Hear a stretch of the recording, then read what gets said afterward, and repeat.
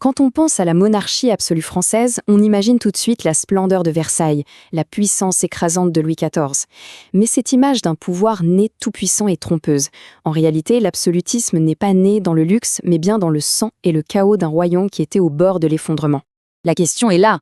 Comment un pouvoir aussi fort, aussi concentré, a-t-il pu émerger du siècle le plus violent de l'histoire de France? C'est ce paradoxe fascinant qu'on va décortiquer. Et pour bien comprendre, il faut d'abord prendre la mesure du désastre. Allez, on plonge au cœur du XVIe siècle. Et croyez-moi, la situation est explosive. Cette chronologie, c'est une véritable descente aux enfers. Imaginez un peu, 8 guerres civiles qui déchirent le pays, des factions armées comme la Ligue catholique qui défient ouvertement le roi. Le chaos est tel que le pouvoir suprême devient une cible. 2 rois, Henri III, puis Henri IV, sont assassinés. Le trône n'est plus le symbole de l'ordre, il est devenu l'épicentre du désordre. Et la crise n'est pas seulement militaire, elle est aussi dans les têtes. Une idée totalement radicale pour l'époque se répand, portée par ceux qu'on appelle les monarchomaques, littéralement ceux qui combattent les rois. Leur théorie, le peuple a le droit de renverser un roi et même de tuer un tyran. Là, ce n'est plus seulement la personne du roi qui est attaquée, c'est l'idée même de la monarchie qui vacille. Face à cette menace de mort, la réponse ne pouvait pas être que militaire. Il fallait une contre-offensive intellectuelle. Pour sauver le royaume du chaos, des penseurs vont devoir forger une nouvelle idée. Une idée puissante, une idée absolue. Ce nouveau bouclier, ce concept clé, c'est la souveraineté. L'idée est d'une simplicité redoutable. Pour mettre fin au chaos, il faut que le pouvoir soit concentré en un seul point. Un point unique, indivisible et qui dure dans le temps. C'est la seule façon, pense-t-il, de garantir l'unité de l'État. L'architecte de cette théorie, c'est Jean Bodin. Et en 1576, en plein milieu des guerres, il écrit quelque chose de révolutionnaire. Pour lui, la marque ultime du pouvoir, ce n'est pas de rendre la justice ou de faire la guerre, c'est de donner la loi à tous. Autrement dit, le souverain est celui qui crée les règles du jeu sans y être lui-même soumis. Alors concrètement, ça veut dire quoi? Eh bien, Bodin détaille ça en prérogatives claires, faire la loi, bien sûr, mais aussi décider seul de la guerre et de la paix, nommer les grands serviteurs de l'État, être le juge final en dernier recours et contrôler la monnaie. Pour lui, tout ça forme un bloc. Si le roi doit partager un seul de ses pouvoirs, alors il n'est plus souverain du tout, c'est tout ou rien. D'ailleurs, pour bien faire comprendre ça, un autre juriste, Cardin Lebray, va utiliser une métaphore géniale. Il dit que la souveraineté est non plus divisible que le point en géométrie. C'est une image très forte. Essayer de la couper, même un tout petit peu, c'est la faire disparaître complètement. Le pouvoir ne se partage pas. Bon, c'est une belle théorie sur le papier. Mais dans la réalité du royaume, le roi n'était pas seul. Il faisait face à de vieux contre-pouvoirs, des rivaux puissants qui n'avaient aucune envie de lâcher leur part d'influence. On peut en distinguer 2 principaux.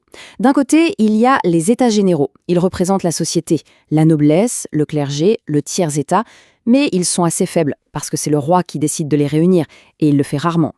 Non, la vraie menace, constante, permanente, elle vient des parlements. Et attention, on ne parle pas d'assemblées élues comme aujourd'hui. Les parlements de l'époque, ce sont les plus hautes cours de justice du royaume. Et eux, ils sont là tout le temps et ils ont un vrai pouvoir de nuisance. Et ce bras de fer entre le roi et les parlements suivait tout un rituel. D'abord, le roi propose une loi, un édit. Mais le Parlement peut refuser de l'enregistrer, en disant « non, cette loi pose problème ». C'est ce qu'on appelle une remontrance. Alors le roi renvoie un ordre formel, une lettre de justion. Si le Parlement s'entête, il reste au roi une arme ultime, le lit de justice. Il voit se déplacer en personne au Parlement, et là sa simple présence physique suffit à imposer sa volonté. C'est une démonstration de force, oui, mais ça montre bien que son pouvoir n'était pas si automatique que ça. Ce conflit va atteindre son paroxysme au milieu du XVIIe siècle avec la Fronde, une véritable guerre civile menée par les parlements contre le pouvoir royal. Le jeune Louis XIV, encore enfant, est tellement traumatisé qu'il doit fuir Paris avec sa mère. La monarchie s'en sort de justesse, mais le roi a bien retenu la leçon. Pour que son pouvoir soit vraiment absolu, il faudra mater ses juges rebelles une bonne fois pour toutes. Mais attention, il faut corriger une idée reçue très tenace. Quand on dit pouvoir absolu, ça ne veut pas dire pouvoir sans aucune limite. Le roi lui-même devait obéir à des règles supérieures. Non, l'absolutisme, ce n'est pas la tyrannie. Le mot vient du latin absolutus, qui veut dire délier. Le roi est délié des lois ordinaires, celles qu'il fabrique lui-même, mais il n'est pas délié de tout. Au-dessus de lui, il y a les lois de Dieu, le droit naturel, et surtout une sorte de constitution non écrite qu'on appelle les lois fondamentales du royaume. Ces lois fondamentales s'imposent à tous, y compris au roi. Par exemple, il ne peut pas choisir son successeur, la règle de succession est fixe. Il ne peut pas non plus abdiquer ou vendre un bout du royaume. Et il doit être catholique. C'est d'ailleurs ce qui a forcé Henri IV, qui était protestant, à se convertir pour pouvoir monter sur le trône. La couronne, en quelque sorte, a ses propres règles du jeu. Ok, la théorie est là, les limites sont connues. Mais maintenant, la grande question. Comment faire en pratique pour que la volonté du roi, décidée à Paris, soit appliquée jusqu'au fin fond de la Bretagne ou de la Provence? Pour ça, il fallait des agents loyaux, des relais efficaces du pouvoir central. Et là, il faut comprendre une différence essentielle entre deux types de fonctionnaires de l'époque. D'un côté, il y a les officiers, comme les juges des parlements par exemple. Ils sont propriétaires de leur poste, ils peuvent même le transmettre à leurs enfants. Ça les rend très indépendants. De l'autre côté, il y a une nouvelle catégorie d'agents, les commissaires. Eux, ils sont nommés par le roi pour une mission précise et il peut les renvoyer du jour au lendemain. Ils sont totalement dépendants et donc totalement loyaux.